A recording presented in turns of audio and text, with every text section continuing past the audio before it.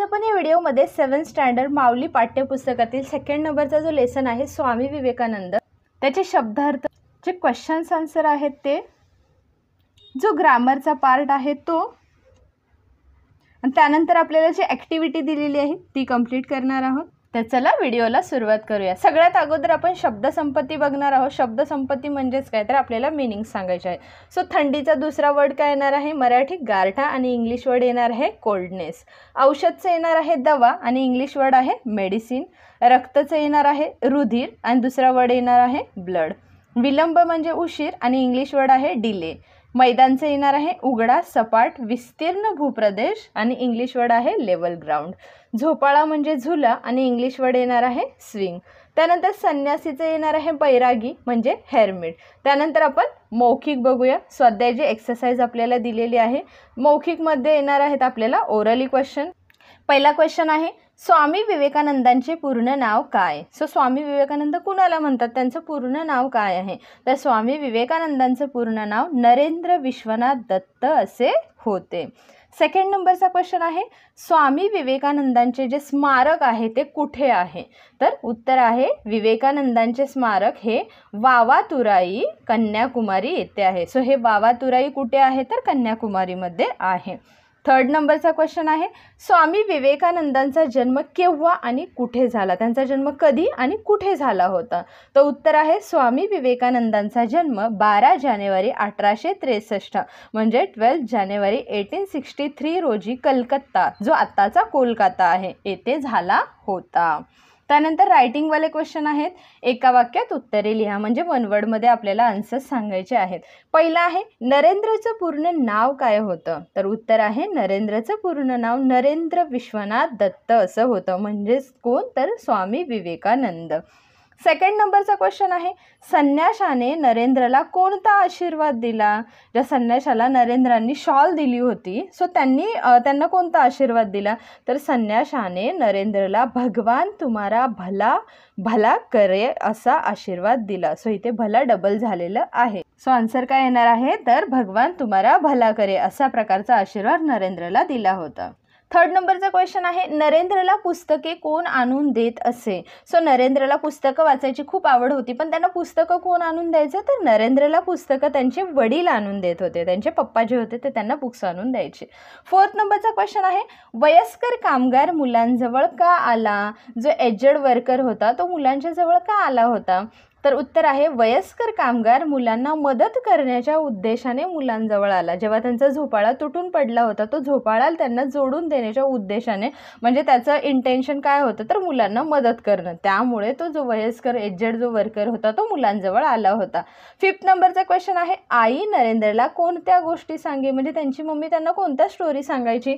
तर आई नरेंद्रला रामायण व महाभारतातील गोष्टी सांगे। त्यांची आई रामायण आणि महाभारतामध्ये ज्या काही मोटिवेशनल स्टोरीज आहेत त्या नरेंद्रला सांगत असत। सेकंड नंबरचा क्वेश्चन आहे खालील प्रश्नांची थोडक्यात उत्तरे लिहा, म्हणजे ही थोडीशी मोठी असणार आहेत। नरेंद्रने संन्याशाला शाल का दिली? मग नरेंद्रने तो जो संन्याशी होता त्याला शॉल का दिली होती? तर उत्तर आहे एक संन्याशी थंडीने कुडकुडत रस्त्याने चालला होता। एक संन्यासी होता जो त्याला खूप थंडी वाजत होती। थंडीने जेव्हा खूप थंडी वाजते तेव्हा व्यक्ती कसा होतो? कुडकुड कुडकुड करतो। सो तो संन्याशी सुद्धा काय करत होता? तर कुडकुड कुडकुड करत रस्त्याने चालला होता। त्याच्या अंगात भगवी कफनी होती। त्याच्या अंगामध्ये कसला ड्रेस होता? जे भगवी म्हणजे काय? सॅफ्रॉन कलरचे जे कपडे असतात तशा प्रकारची कफनी म्हणजे कुर्ता टाईप होता। ती ठिकठिकाणी फाटलेली होती आणि तिला खूप ठिकाणी अशी ती फाटलेली होती, होलं होती। नरेंद्रला त्याची दया आली आणि नरेंद्रला त्याला बघून दया आली, म्हणून नरेंद्रने संन्याशाला शॉल दिली जेणेकरून त्याचं थंडीपासून संरक्षण होईल। सेकंड नंबरचा क्वेश्चन आहे कामगार बेशुद्ध पडल्यावर नरेंद्रने काय केलं? जो कामगार होता तो मुलांना मदत करण्याच्या उद्देशाने आला होता, पण जो झुल्याचा खांब होता तो काय झाला? तर त्या कामगाराच्या डोक्यावरती पडला। मग नरेंद्रने काय केलं? तर नरेंद्रने आपल्या अंगातील सदरा काढला। सदरा म्हणजे काय? तर शर्ट काढला व त्या सदऱ्याने मजुराची जखम घट्ट बांधली। तो जो शर्ट होता त्याने जिथे मजुराला जखम झाली होती ते जखम जी होती ती घट्ट बांधली, जेणेकरून त्याचं जे ब्लिडिंग होणारं होतं ते थांबलं आणि बेशुद्ध पडलेल्या मजुराला काही मुले हवा घालू लागली। म्हणजे तो जो मजूर म्हणजे वर्कर होता तो बेशुद्ध पडल्यामुळे बाकीची जी मुलं होती त्याला हवा घालायला लागली। अशा प्रकारे बेशुद्ध पडलेला जो वर्कर होता त्याला नरेंद्रने मदत केली होती. त्यानंतर आहे रिकाम्या जागी योग्य शब्द भरा. नरेंद्र रोज संध्याकाळी डॅश डॅश जात असे. सो नरेंद्र रोज संध्याकाळी कुठे जायचं, तर मैदानावर जात असे. मुले डॅश डॅश नीट करू लागली. तर मुले काय नीट करायला लागली, झोपाळा नीट करू लागली. डॅश डॅश जखम झाली. तर कुठे जखम झाली होती, मजुराच्या डोक्याला जखम झाली होती. सर्व डॅश डॅशांना हायसे वाटले, म्हणजे सगळ्या मुलांना हायसे वाटले ज्यावेळेस तो मजूर शुद्धीवरती आला. थोड्या वेळाने मजूर डॅश डॅश झाला. तर काय झाला, तो शुद्धीवर आला. त्यानंतर आहे कोण कोणास म्हणाले, भगवान तुम्हारा भला करे. सो हे कोण म्हणालं होतं, संन्यासी नरेंद्रला म्हणजे विवेकानंदांना म्हणाला. या पैशातून औषधोपचार करा. नरेंद्र मजुराला म्हणजे त्या वर्करला म्हणाला. चुकी बरोबर ते लिहा. कोलकाता शहरात कडाक्याची थंडी पडली होती. सो हे बरोबर आहे. तेव्हाच तर जाऊन नरेंद्रने त्या संन्यासाला शाल दिली ना. नरेंद्रने मुलांना मदत केली नाही. चूक आहे. नरेंद्रने झोपाळा तुटलेल्या मुलांना मदत केली होती. नरेंद्रने आपल्या अंगातील सदरा काढला. बरोबर आहे, कारण त्याच शर्टाने त्यांनी त्या वर्करची जखम बांधली होती. नरेंद्रने पैसे स्वतःकडे ठेवून घेतले. चूक, कारण त्याने जे काही पैसे होते ते देऊन टाकले होते. आई नरेंद्रला रामायणाच्या गोष्टी सांगे. तर बरोबर आहे, रामायण आणि महाभारताच्या गोष्टी सांगायची त्यांची आई. त्यानंतर समानार्थी शब्द लिहायचे आहे. दयाचं येणार आहे करुणा, झोपाळाचं येणार आहे झुला, विलंब म्हणजे उशीर, गोष्ट म्हणजे कथा. आता विरुद्धार्थी अपोजिट वर्ड सांगायचे आहेत. थंडीचं येणार आहे गरमी, शहरचं येणार आहे गाव, आवडचं येणार आहे नावड, भारीचं येणार आहे हलके, जवळचं येणार आहे लांब, समाधानचं येणार आहे असमाधान. वचन बदलामध्ये येणार आहे पैसाचं येणार आहे पैसे, गोष्टचं येणार आहे गोष्टी, पुस्तकचं येणार आहे पुस्तके, झोपाळाचं येणार आहे झोपाळे. त्यानंतर वाक्य शुद्ध करून लिहायचं आहे. सो संन्यासी खिडकीजवळ आला. हे वाक्य असं नीट करून लिहायचं आहे. सर्व मुले घाबरली आणि तो निघून गेला.